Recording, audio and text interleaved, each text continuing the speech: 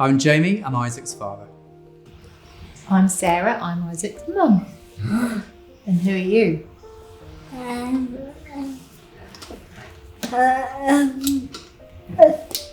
Isaac Charlesworth, good boy.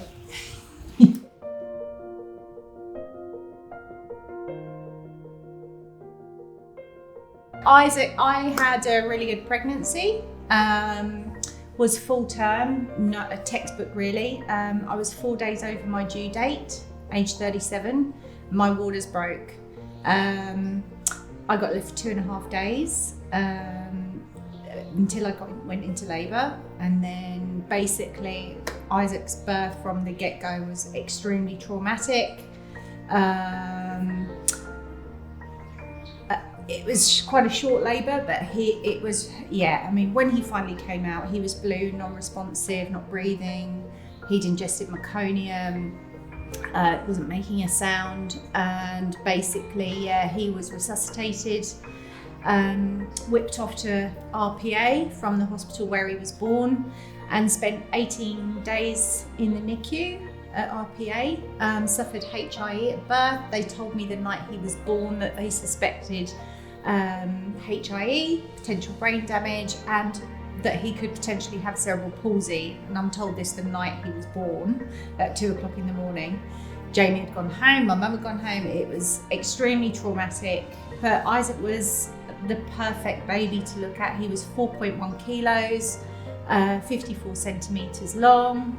You know, you look at him and you think, yeah. But so, yeah, we had an MRI when he was 5 days old, I think. Yeah. They cooled his brain for 72 hours to protect it and reduce further damage. Yeah, it reduces the toxins. It's a relatively new procedure, but it sort of limits the extent of I think it takes the blood, gives more blood to the brain, isn't it? Yeah, two effects. It reduces the toxins. That's normally what damages the nerves in the brain. Yeah, so he was called, and then day 5 had an MRI which confirmed damage to the basal ganglia and the thalamus. Yeah. So a lack of blood and a lack of oxygen to the basal ganglia and the thalamus, and that has a lot to do with the movement, which is why cerebral palsy is essentially a movement disorder where it affects your balance and your posture. Yeah, so he, while he was in the NICU, after they called his brain, we basically did everything we could to get him breastfeeding. That was the goal when he was in hospital, so we could take him home. Luckily, after lots of perseverance, he managed to suckle, which is very, very difficult for kids with disability, babies suckling. But we got him breastfeeding, we brought him home, and that was the start of our journey to getting a diagnosis, looking out for those milestones, which he really didn't meet any. Or expected to, I suppose. But just the extent. Had another MRI when he was 2 months old, I think, just to confirm everything that they'd seen in the first MRI, which it did. So we were tied in with the RPA, Royal Prince Alfred, I never know, RPA for 12 months. They got us in a program with the Cerebral Palsy Alliance, where we had a therapist coming out to assess him, look for goal milestones and stuff. When he was 4 months old, it was the lady who was coming out to see us that actually told me, he's got dyskinetic cerebral palsy. And that was the first we'd heard of dyskinetic. Didn't know what it was, rang Jamie, we're Googling, and then so that was when we found out exactly his diagnosis. And it wasn't the first time, I suppose. I mean, often we were given a lot of jargon, which, I suppose if you approached us before and asked what's cerebral palsy, we couldn't give a definitive answer. So everything was a learning experience. And it was often the case where it wasn't explained at the time, and we'd be going off and looking at it ourselves. And of course, you get lots of different information. Normally, when you look on Google, it's sort of attached to like a horror story as well as, we got this diagnosis and now my child can't feed himself or never walk again. You hear all the worst of it. So it's quite confronting as parents to sort of even research what's out there. The dyskinesia that Isaac has is more rare. I think it's 5% of cerebral palsy cases have dyskinetic cerebral palsy, and that relates to the specific damage of the brain that he received, which is HIE. So his movements, the good thing when we did find out about this, it does affect arms, legs, but generally no intellectual disability, which so it's an umbrella it's an umbrella disorder in the sense that you can have 100 children with CP and it looks different for every single one of those. So I suppose as parents, it can affect the way a person sees, a person hears, whether they can walk with assistance. It essentially falls into sort of 5 categories, where you've got severe as 5 and then 1 being mild. And for Isaac, he fell in between that sort of 4 or 5 because the quadriplegia, the tone of his muscles, the spasticity was quite high. So you get that contraction of all the muscles at the same time.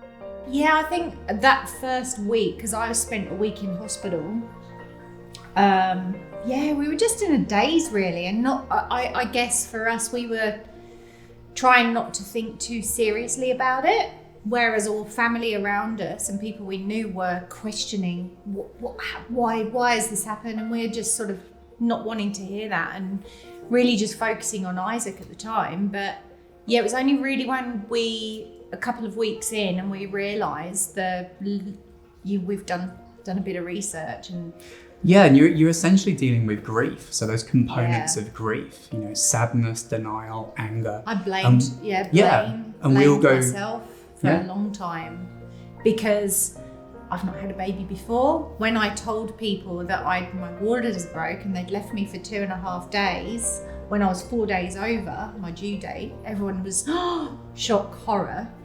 But I trusted the midwife, trusted their experience. Judgment, But really, I feel like I should have pushed to be induced and all these other things. So I really struggled.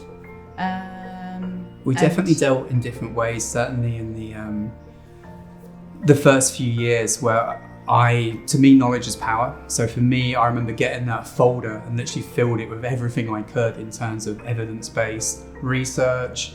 Then I joined the Cerebral Palsy Alliance as a volunteer, and I wanted to meet parents who were further along down the track as well. And that was my coping mechanism, just to learn as much as I can.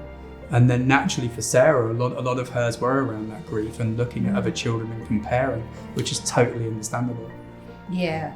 I think as well, when you're looking for those milestones, and he was very quiet as well, Izzy. He didn't complain, didn't cry much, didn't make much sound, which is always a worry when a child's not making much sound. That's a big concern. I remember the birthday party you went to, and that was your first sort of negative experience. I mean, just even work.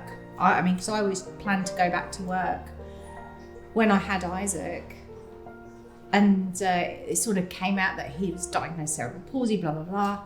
People dropped off, friends dropped off, which was really upsetting for me, because really I didn't have many friends. All my friends were from work. That was tough. I mean, I had to go and speak to somebody to try and cope with and not blame myself. But yeah, you were constantly sort of looking at other kids, and I didn't go to parents groups because of that reason. It was just too hard. And that's quite common, isn't it, with families? Yeah. I think as well, obviously before we'd had Isaac, we had all these plans, and we were going to get him into martial arts and hip hop dancing. Yeah, and normal parent stuff. Again, that it is that grief again that, wow, what is he going to be able to do? And when he was a baby, I know that we constantly said, as long as he can walk, as long as he can walk. Yeah. But as he's got older, you realise Isaac's legs are actually better than his arms. But if he can't use his arms, it prevents him from being independent, really. And that's been a big, we know that he's going to be fully dependent for the rest of his life unless there's this amazing advance in technology or whatever. So that's as a mum, that really gets to me. That really does get to me. Yeah, I mean, it's a huge adjustment in your life, and even I went to work with cerebral palsy as a volunteer, and what was going on at home was confronting to a lot of our friends and family.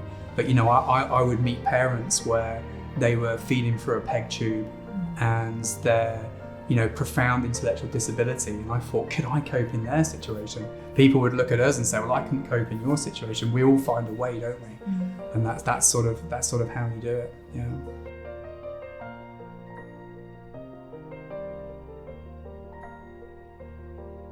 The number one crucial thing with anyone living with cerebral palsy is early intervention.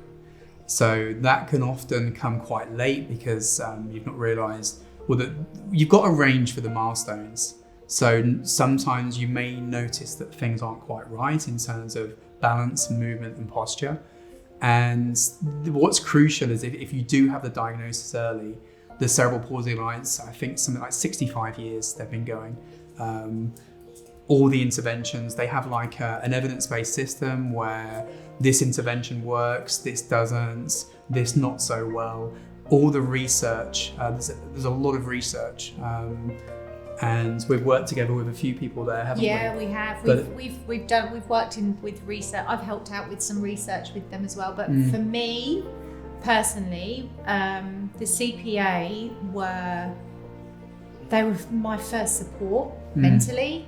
I used to take Isaac to I can't remember what they called it, but it was for mums, for parents support group, and I used to go there every month, and that was before Isaac was even 12 months old.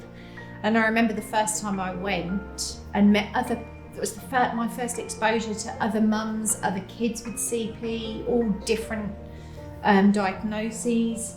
And to speak to the parents, that was my first indication of what life was going to be like. And that first session for me, I ended up sitting behind when everyone had gone home and talking to the psychologist, and I completely broke down. I mean, uncontrollably, and I'd not done that at all. And but it was such a relief for me to get it out and speak to them and really get some idea of, okay, this is what you're going to be going through, and this is how it was. Massive support, and we've met some great people through there. We've had some really good therapists.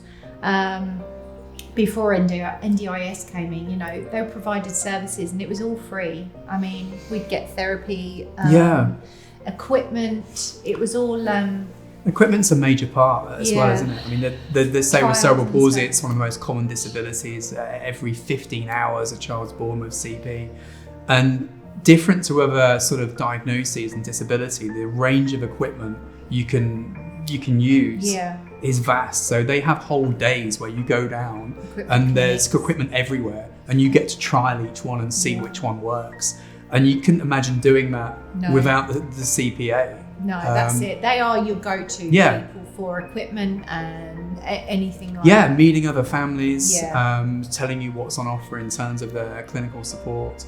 And they run some really good programs as well, and they're really trying with certainly with boccia and school programs for kids. Are really good. Swimming, hydrotherapy, we did a lot of that when he was little. So they've been really, really great, to be honest.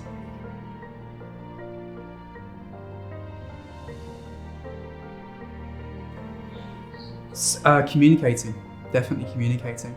So before we had a variety of speech therapists that came in, and we trialed what we do initially with like the boards, where we've got basic sort of, I'm hungry, I'm tired, those sort of basic communication. We were just incredibly lucky to time the eye gaze technology, which essentially it's calibrated to his eyes, and it allows him to select what he wants and just talk in a way that puts him on the same playing field as everyone his age that probably uses a device as well to communicate. So that challenge was overcome, and he was able to now join a mainstream school, participate in normal classes, and also at home just to to tell us anything he wants to do anything he wants to do. So to I guess for Isaac as well, we were still, until we had that device, we still didn't know if he really had any sort of intellectual disability as well, and that just showed us that, you know what, he's very clever, he understands everything, but it took us a long time, didn't it, for him? It was almost like we were creeping up this hill, and it took him ages to finally get over it and realise that, oh, this is actually really beneficial for me. I can communicate, I can get across what I want with this device. But he was quite defiant for a long time, wasn't he, until he reached that sort of peak, I think. Yeah, there's a level of frustration because it's a new technology, and I know in the early days, just he'd be looking at something and it wasn't quite picking his eye up, and that would frustrate him. And then of course, while he didn't have the self-esteem or confidence, he would just go, okay, that's too hard, I'm not going to do it. So it took a bit to overcome. Because he was very young. I mean, what was he, 2? He was 2, wasn't he, when he first started that device? Yeah, which is one of the youngest. Yeah.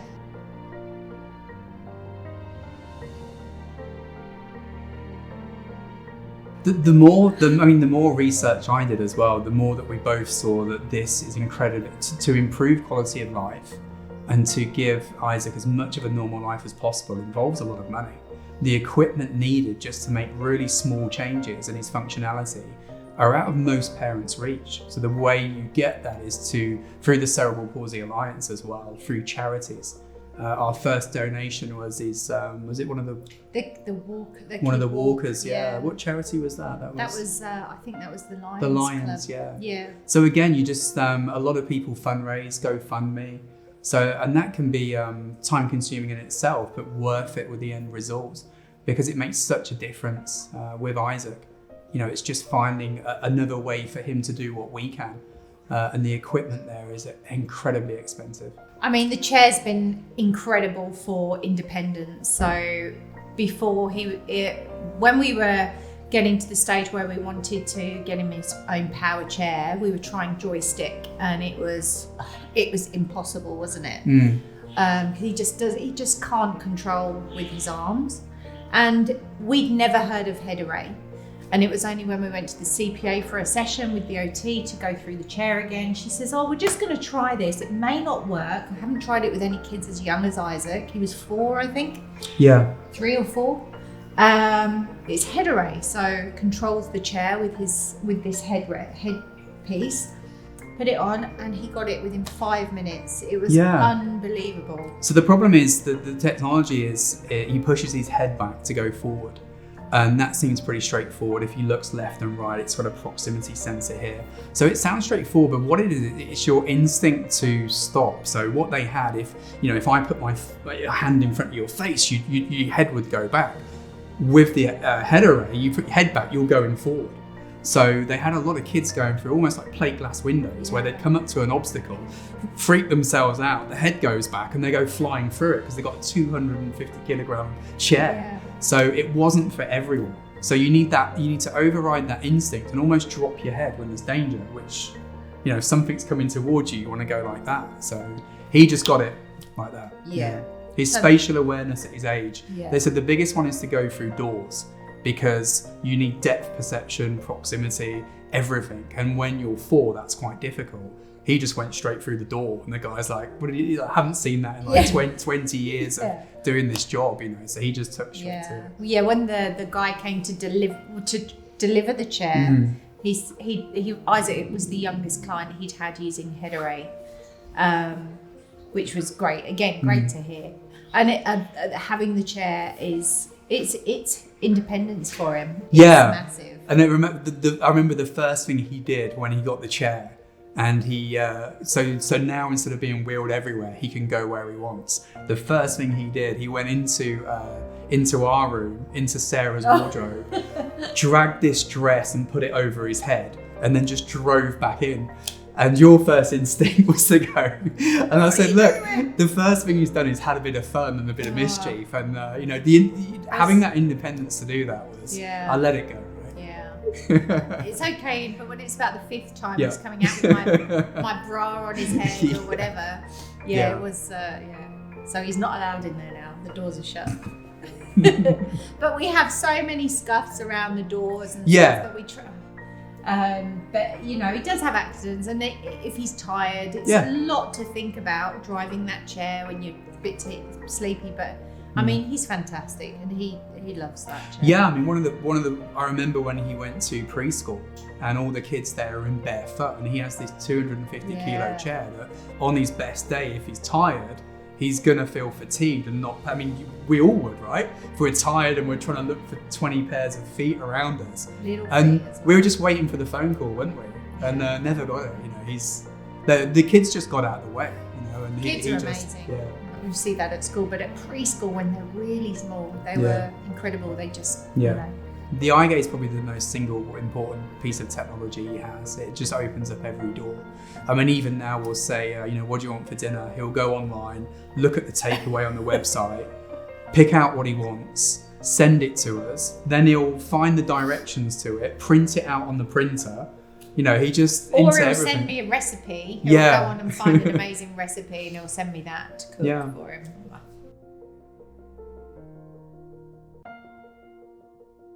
Oh, look, the first day of kindy wasn't fantastic. So they'd got a young girl in to help with Isaac, and we met her. She was very young, bless her. I felt really bad for her, but he'd been there about an hour, and I got a phone call from the manager at the preschool to say, that this young lady had broken down. She didn't think she could cope, and she'd had to go home. So it was pretty awful. I felt really sorry, but they shouldn't have, given her that responsibility. She'd had no experience with CP, and he would have been 2, 3. I think so. He was young then. Yeah, and without the eye gaze, so if he needs a drink or something, he can't communicate that. So he would just make a noise and be frustrated when someone doesn't understand. But he got into preschool, and then they got another lady, Ange, who stayed with him the whole time he was there, and she was amazing, wasn't she? He loved her. But he was great with preschool. He loved it. Often you'd go to pick him up, and he'd drive off. He didn't want to come home, which was always nice. Do you know, the great one thing I will say with Isaac as well, we've been very lucky. He has no separation anxiety. He's never been one for screaming and crying when you're dropping him off. You take him and he just goes. He doesn't look back to say goodbye. He's off. And the first day of school was the same, wasn't it? Yeah. He was so excited to go to school. And it was a 2-year process. And look, you do have to cross the dot the I's and cross the T's. But that was a 2-year process to make sure that Isaac would be a good fit into the school. And can he cope? What's he able to do? They were new to the technology as well, so trying to explain that he's the first kid on the coast probably to go to school with a powered chair and an eye gaze device.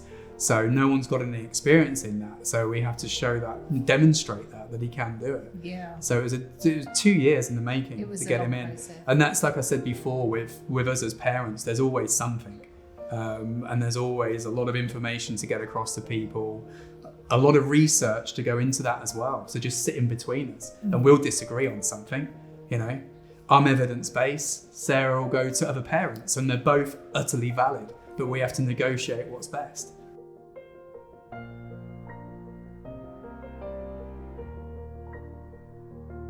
Yeah, and like I say, Isaac doesn't complain much. He's always been he's got a really amazing disposition, and comments that we've always received from friends and teachers, preschool, were always about how lovely he is and social, engaging from a very young age, wasn't he? Even when he was a baby, he'd always catch women's eyes, he'd always be flirty. Even when he was like 2 years old, in his little stroller, he would, if he could get attention, he'd get it. I think his personality, I remember I had a friend come here once, and it was again, we were in the pool, and obviously Isaac, if you let go, he's just going to sink to the bottom.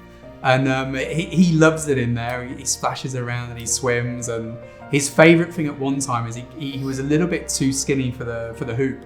And his favourite thing was to put his arms in the air and just sink to the bottom and rely on old dad to, like, you know, when you were kids at school, rescue the brick from the bottom. And he would love that. And I remember a friend saying, you know, if I knew I couldn't swim, and then if I got in there, I would just sink to the bottom, you wouldn't see me anywhere near it. And that's sort of a reflection of Isaac. He's fearless, and that personality that's just, you know, he will go into a room full of people with no fear and want to engage with everyone. Yeah, if he knows it's all about him, oh my God, that's it. He'll just barge through, won't he? He has no, I always think, what would he be like? If he was able-bodied and verbal, what would it be like? And I can't imagine it, because I just think I'd be pulling my hair out and just wondering where on earth he was all the time. Because he would be up trees and digging holes and God knows what. So, but his personality just shines through. Yeah. The fact that he's non-verbal and can engage with strangers, teachers, just from facial expressions and yes/no questions is really, it's lovely. Yeah, we were told early on with children living with CP, quite often when they know they can't do something, they'll just stop. And I think that's true of probably most people. With him, he would keep trying. Not stubbornness, but I'll just keep trying. Yeah, perseverance. Yeah.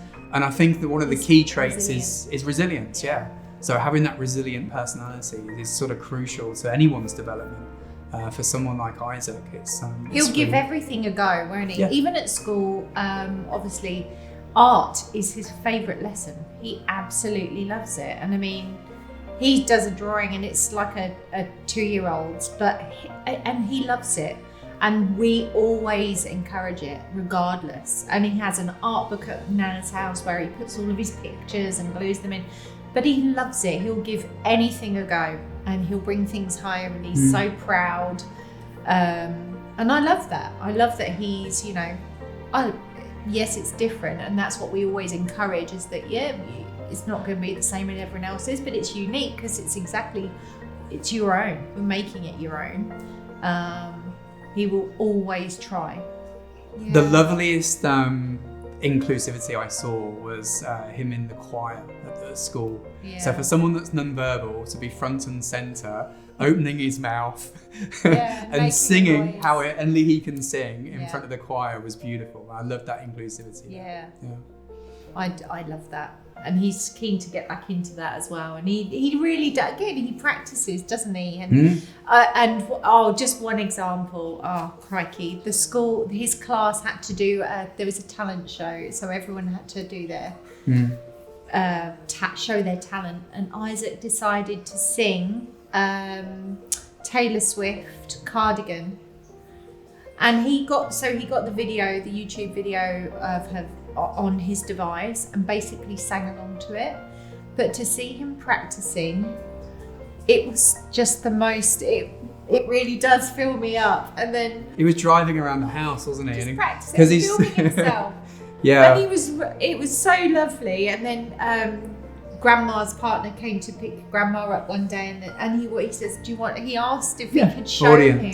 Yeah. And he sat there and performed it, and it was just the most adorable thing. And he did that in front of his whole class. And I think, wow, he's very brave.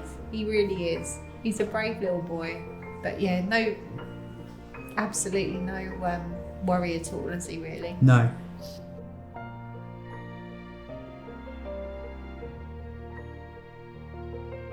I guess I'm not one of those.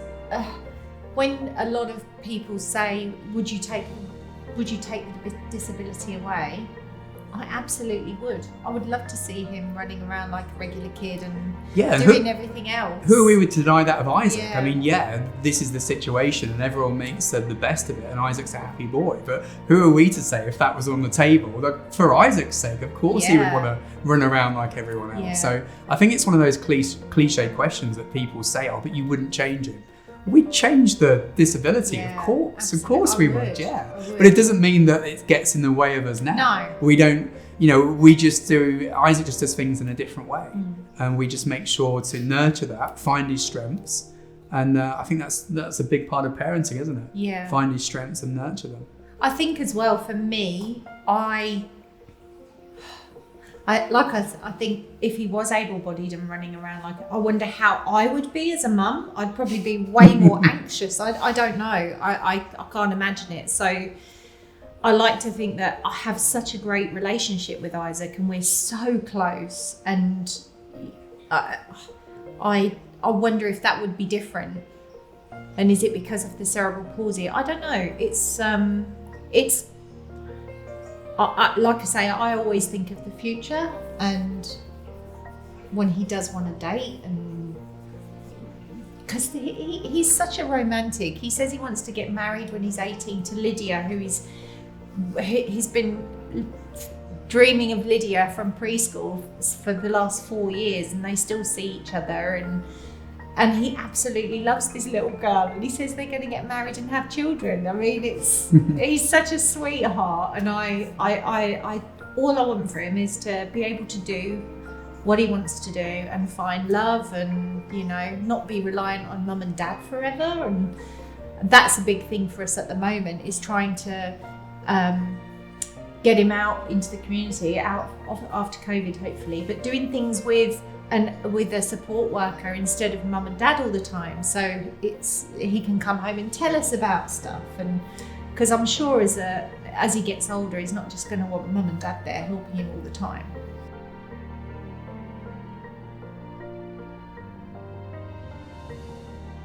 I think a good one is to ask questions. So I think if you see Isaac out, come and say hello, definitely. If you're curious about the chair, curious about the technology, curious about Isaac, just come up, introduce yourselves, and we're happy to talk to you and tell you. And I think that's something, I'm saying this about I never used to do this. Often we feel sort of confronted, or we don't know what to say. So, if I could go back to my old self, I'd encourage myself to do that. But certainly now I'm in this position, I'd love to tell people and educate people, and so would Isaac. If he's got his eye gaze, he'd love to tell you. And I would say cerebral palsy, a lot of people think it's a disease. It's, everyone's different with cerebral palsy. Someone can be really mild. You just got to watch the Paralympics and see them on there, and their amazing achievements. Yeah, same. I think not many people understand that it's purely the brain not getting through to the muscles that sends the body a bit crazy. But everyone is different, and I think as well, a lot of people assume that because Isaac's non-verbal that he doesn't understand. Like Jamie says, talk to Isaac, not me, not Jamie. Come and say hello to him, and he will always engage. So don't be afraid to engage with someone with CP, because I always try and engage with anyone now, adults, kids, you name it, and it means a lot for that person as well.